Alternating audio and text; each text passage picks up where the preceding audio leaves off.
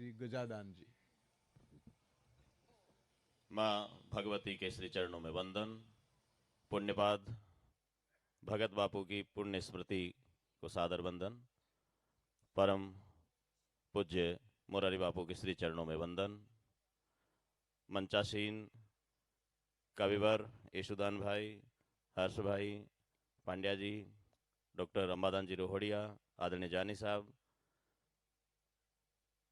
राजस्थान से मैं जिनके सानिध्य में यहाँ पर आया, डिंगल के वरिष्ठ रचनाकार आदरणीय लक्ष्मणदान जी कविया, अमर सिंह जी आसिया, युवा रचनाकार प्रहलाद सिंह जी, छेलू चारण छाबा जी, और आप तमाम भाषा, साहित्य, संस्कृति, भक्ति, अध्यात्म से जुड़े हुए इस गुजरात की धरा पर मातृशक्ति, आप सबका वंदन करता हूँ, आभार ज्ञापित करता हूँ। राजस्थानी साहित्य में कहा गया डिंगल में बापू कि सिद्ध गया ही पूजिए सिद्ध रया रिठोड़। सिद्ध पुरुष जिस स्थान पे रहते हैं वो धरती पूजनीय हो जाती है, वंदनीय हो जाती है। कवियों ने लिखा कि सिद्धा और जोगेशना जे कोई जाने विद्ध, अरे कपड़ा में क्यों ही नहीं सबदा ही में सिद्ध। कैसे कपड़े पहनते हैं, क्या करते हैं, इससे कुछ नहीं फर्क पड़ता, शब्दों में सिद्धियां होती है, इसलिए शब्द सिद्धि को प्राप्त होते हैं और वो स्थान पवित्र हो जाते हैं। मैं गदगद हूं बापू, जिनका नाम सुना था। मेरा काग बापू से परिचय की बात करूं तो विगत 40 वर्षों से मैं काग बापू को जानता हूं, कभी दर्शन तो नहीं किए। क्यों जानता हूं? साहित्य के माध्यम से जानता हूं। जब मेरी उम्र 7-8 वर्ष की थी, मेरे पिताश्री काग बापू का शिव स्तवन हर सोमवार को पढ़ते थे। मैंने उनसे पूछा जब 7-8 साल की उम्र में, जब हमने संस्कृत का महाकवि रावण कृत शिव तांडव स्तोत्र सुना, जटाटवी गलत जल प्रवाह पावत स्थले गले वलम विलंबिताम भुजंग तुंग, उसको सुना और उसके बरक्ष में मेरे पिताश्री पढ़े लिखे नहीं थे बापू, लेकिन वो शिव तांडव स्तोत्र पढ़ते थे तो लगता था कि ये कौन सी कविता है। मैंने जब पूछा तो कहा कि लंकापति रावण ने जैसा अपने शिव को याद करने के लिए, राजी करने के लिए लिखा, वैसा दुलाबाया काग ने भगवान महादेव को याद करने के लिए लिखा है। हड़डंग धड़डंग ब्रह्मांड हिले, खड़डंग दुख डाकर डाक बजे, जड़लंग द्रग ज्वाल कराल जले, सचना थड़डंग घणगाज सजे, कड़कै धरणी कड़डंग कड़डंग हड़डंग मुखनाथ जिगुंज हरे, परमेश्वर मोद धरी पशुपालन काम प्रजालन नाच करे, शिव काम प्रजालन नाच करे, भोलो काम प्रजालन नाच करे। शिव का स्तोत्र वो पढ़ते थे, तब से मैं जानता हूं। लेकिन मुझे मालूम नहीं था कि इस नाचीज को कभी उन दुलाभाया काक की जन्मस्थली पे जाना होगा और उनके नाम से पुरस्कृत हो सकता है। ये तो मेरे लिए बहुत बड़ा सौभाग्य है बापू। मैंने जिनके विषय में पढ़ा, मेरे पिताजी ने बताया कि अनपढ़ आदमी की रचनाएं पढ़े लिखे लोग पीएचडी करते हैं, ऐसे लोगों में नाम है तो काग बापू का है। मैं उस दिन से सोचता था कि ऐसे रचनाकार को कभी पढ़ने को मिलेगा। कागवाणी को मैंने पढ़ा, उसके दोहे पढ़े, जब जब गुजरात आना हुआ 2-4-5 बार, ज़्यादा तो नहीं लेकिन उस दौरान काग बापू की वाणी से परिचय हुआ। मैं ये सौभाग्य मानता हूं कि अपनी सदी के एक महान संत, एक भक्त कवि, उनके नाम से पुरस्कार है, और मेरी नज़र में इस सदी के एक पूज्यपाद संत के कर कमलों से पुरस्कार मिला। इससे बड़ा सौभाग्य क्या हो सकता है किसी व्यक्ति का। हिंगलाजदान जी कविया ने कहा कि मैं माँ भगवती करणी का यशोगान करूं और माँ इंद्रबाई से अपने कानों से सुने, इससे बड़ा किसी चारण का सौभाग्य क्या हो सकता है। एक संत के नाम से पुरस्कार है, दूसरे संत के श्री चरण कमलों से मिल रहा है, ये मेरा सौभाग्य है। यदि किसी व्यक्ति को आभार ज्ञापित करना हो, मैं काग परिवार का आभार ज्ञापित करूं, बापू का आभार ज्ञापित करूं, कैसे करें।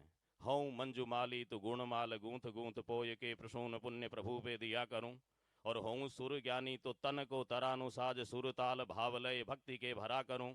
हूँ धनवान नीकी वस्तु को नजर करूं, हूँ फनवान तो फन पे जीऊं मरूं, जब एक भीन अंक ऐसो प्रभु ना प्रदान कियो, तो भावों के सिवाय अब भेंट ही कहा करूं।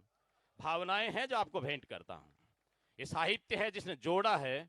मैं गुजरात से मेरे परिचय की बात करूं, मेरे संबंध की बात करूं तो 500 वर्षों का परिचय है बापू।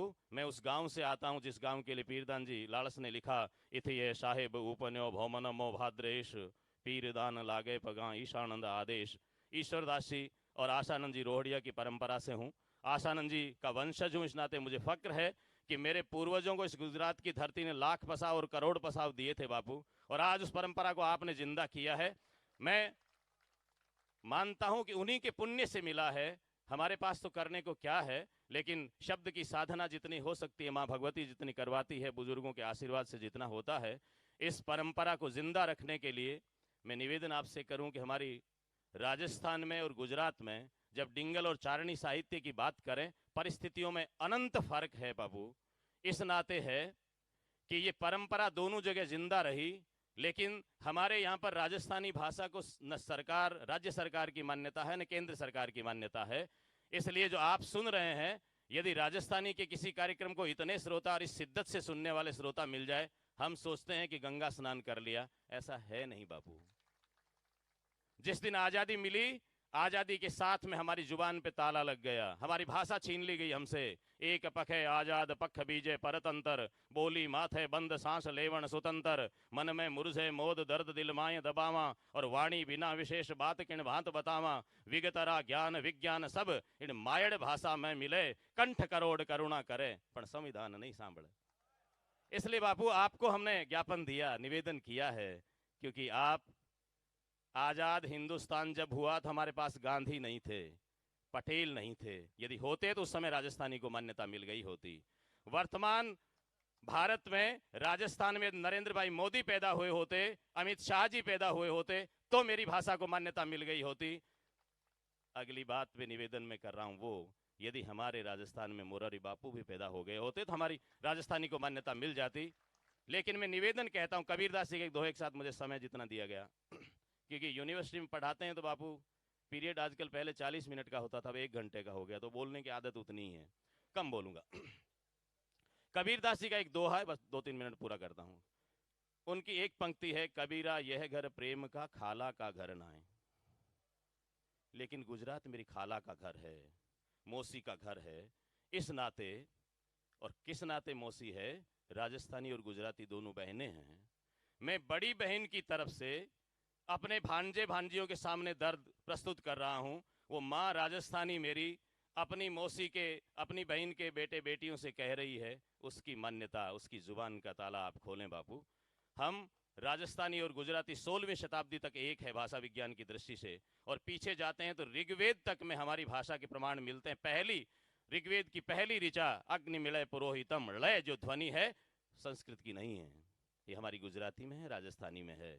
हम भरत के नाट्य शास्त्र में आते हैं, वहां पर भरत कहता है कि हिमालय के कांठे में एक भाषा बोली जाती है, जो लोग बोलते हैं वहां के, वो ओकारांत भाषा है। वो ओकारांत भाषा राजस्थानी और गुजराती है बापू। हम घोड़ा, घोड़ो कहते हैं, हिंदी में घोड़ा कहते हैं, हिंदी आकारांत है, राजस्थानी ओकारांत है। ये हमारी भाषा 16वीं शताब्दी तक एक चली है, उसके बाद में गुजराती और राजस्थानी अलग अलग हुई, हमारा एक ही साहित्य है। लेकिन इस साहित्य को संरक्षित रखने के लिए, इस साहित्य को अमेरने के लिए राजस्थानी और गुजराती दोनों साथ में मिलकर के काम करें, ऐसा मेरा आग्रह है। चारणी साहित्य परंपरा को आपने जिस तरह से जिंदा रखा है, हम लोग वहां पर ये सोचते थे कि ये टहनियां कहीं मुरझाने लगी है, लेकिन मुझे किसी शायर की पंक्तियां याद आती है आज के कार्यक्रम को देख करके, कि मैं इस धरा पे सरफरा हो जाऊंगा, इंसानियत के नाम पे मकबरा हो जाऊंगा, मेरी सूखी टहनियों पे हंसने वालों, जड़ें अगर जिंदा रही तो फिर हरा हो जाऊंगा।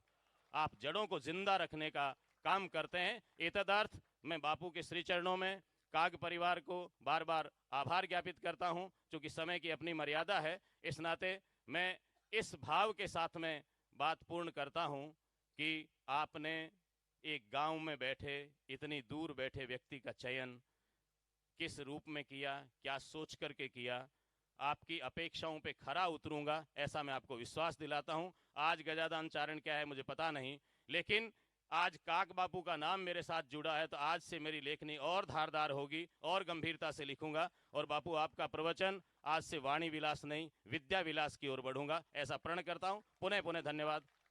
जय माता जी। बापू छेल्ला